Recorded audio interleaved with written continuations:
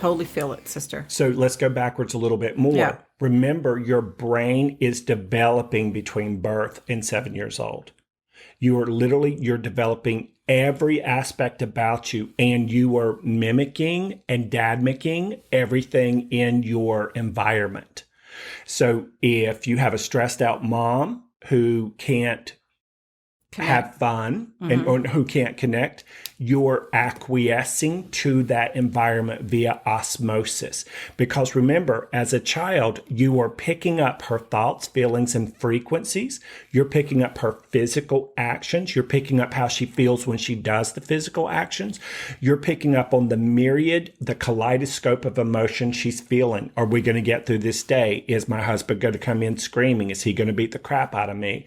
Are we going to have enough money for groceries this week? All your fears, whether or not they're valid or not, they're going to be felt. So again, that's another important thing. Whether or not they're valid, it may be that you don't have to worry about those things, but yet you still worry. Yes. And as a child, you don't know not to worry. Yeah. And as a child between birth and 7 years old, not only you're not aware of the detriment of what worry does. And if you're acquiescing like I did to a mom who was highly responsible. Yep. I knew it. I knew it. Hey, baby. Hey.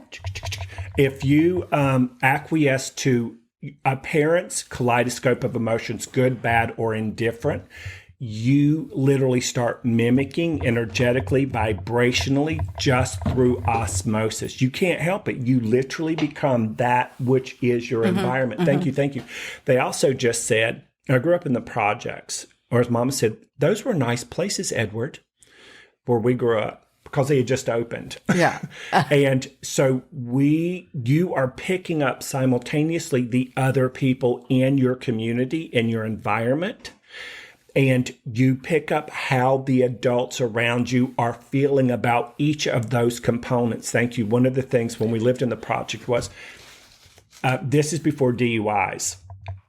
And we had a road, I think it was called Green Street, I don't remember, that was right by where our unit was. And the cars would come flying over the hill and almost sort of like the Dukes of Hazzard. Yeah.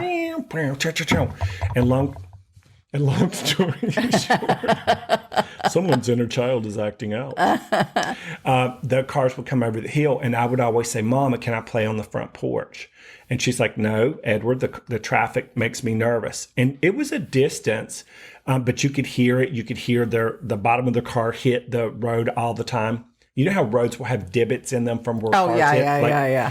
And I wanted to play, and I wanted to play, and I wanted to play on the front porch. And Mama said, nope, you can't do it.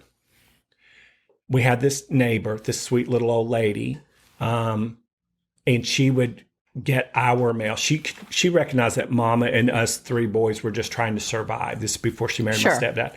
And she would just do nice little things. Mama would do nice things for her and vice versa. And we liked her. She hadn't been there long. And she went to her front porch to check her mail. And as she turned around, a car came over the hill, a drunk driver, out of control. And it just barreled right and took off the corner of our side of the porch and hit her.